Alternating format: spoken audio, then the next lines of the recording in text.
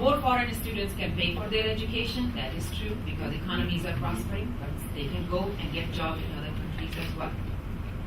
And what we are doing here, every 9 seconds in this country, every 9 seconds, and Dean Wimbledon is here, you can verify that, a high school student drops out in this country. We are losing the war much ahead of time before even people get into the colleges. So yes, we are concerned about affordability, we are concerned about access, but at the same time, I'm also concerned about global competitiveness of America. And that's one of the things that I don't hear much of public dialogue about right now in terms of the global competitiveness. What about environment? And that's where now I want to come to. After having given you some information about space, how people can build beautiful, much better bricks and mortars in other countries, to professors, how they can attract that talent, to students, how they have different options. Now let's talk about the environment. I feel the public policy debate here in this country, and we can have debate after this, question and answers if you like, is really focused on access and accountability. And it is not focused so much on excellence and global competitiveness. Today, for those people in this country, and access is an issue, I will not deny that. Affordability is an issue which I gave you just now, but I'll give you one more statistics to say that why access and affordability is an issue in this country.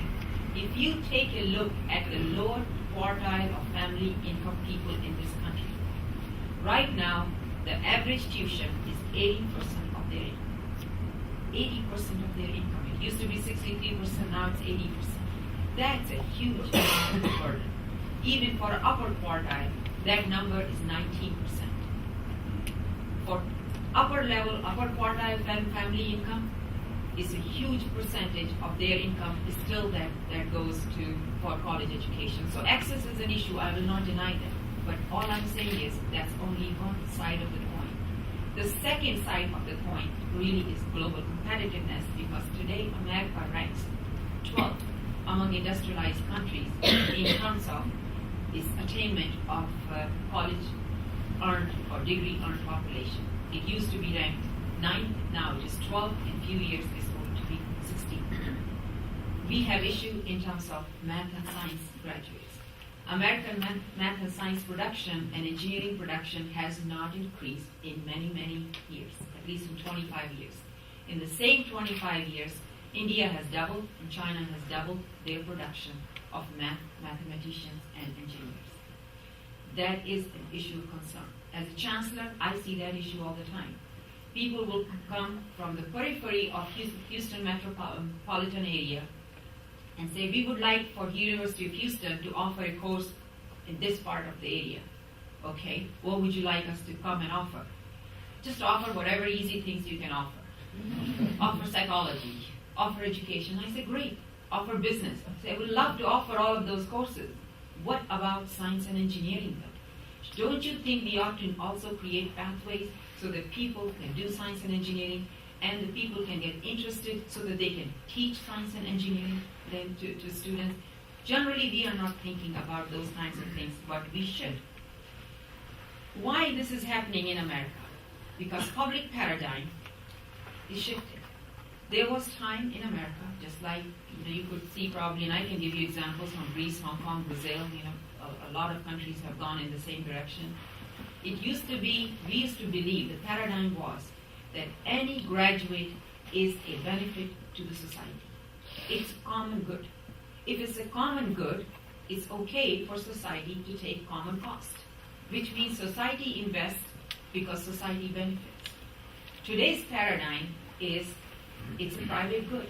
You're getting college degree because it earns you something, and therefore you should bear the cost of it. Individual benefit, therefore individual cost. So over last two decades, we have shifted from paying by the society the cost of education to paying by individuals. There's a lot of drama about cost of tuition and how concerned we are. If you take a look at it, total cost of education, total cost paid from any source, it has not increased more than the cost of inflation. it has not increased more than the higher education index. What has shifted all this time is that the portion that is paid by the public or the common good has narrowed, and the portion that is paid by the private individual has widened or increased. So people individually are paying more costs and not the public. The second thing, at the same time, while the paradigm has shifted about the value of a graduate, about an institution, it has shifted. Earlier, an institution was a private entity. Private in the sense they defined what their mission was, role was, how they wanted to contribute. And by the way, universities have always been asked to have viewed as a part of the community. Why do you think 150 years ago, under Land Grant Act, we meaning the graduates, people put all those universities in agricultural areas because the economy was agricultural. It was appropriate to establish a university in College Station or in West Lafayette, Indiana, or I can give you all the different names. So that part is okay. However, today the public institutions or universities are becoming more and more a public asset in terms of what their mission is and what their involvement is. Now I want you to think about it for a second. They were always asked to be part of community. Today universities are expected to have direct involvement in managing the communities. Direct involvement. They always were interested in research that helps the community, not directly to be managers. I have been in meetings where expectation from the community was, we know there are 20 different organizations who have all these different skill sets. Can the university be a manager in bringing all of them together to really help the community? Of course, university can be, but that's not what university's strength is to be managed. University's strength comes in terms of its intellectual capital. That's its biggest asset. So the expectation from the university have shifted over time period. Universities are being asked to do different kind of roles, more and more role. Another element of it is, there was a time when university cared about whoever came and applied. We said, okay, we'll take care of you, see whether you're ready for education.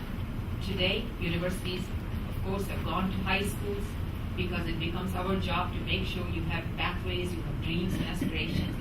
Now universities are going to middle school, and if you ask College of Education, they'll tell you we are even looking at elementary schools because we feel that right that time some things happen that students then don't progress through the pipeline.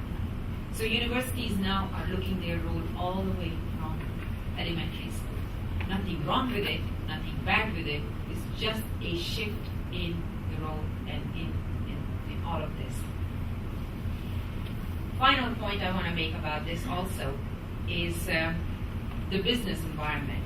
A whole lot of times, business environment dictated what kind of needs were there for a university and the support for the university.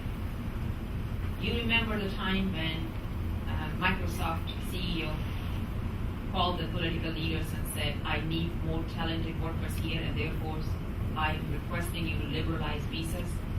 Well, today, they don't have to say that. They can take their entire unit and put it in India or in some other country. What that means is the business doesn't have the need to push for higher education in the same way as they had to do 30 years ago because, again, the environment has changed. So there is a lot of moving pieces about American higher education.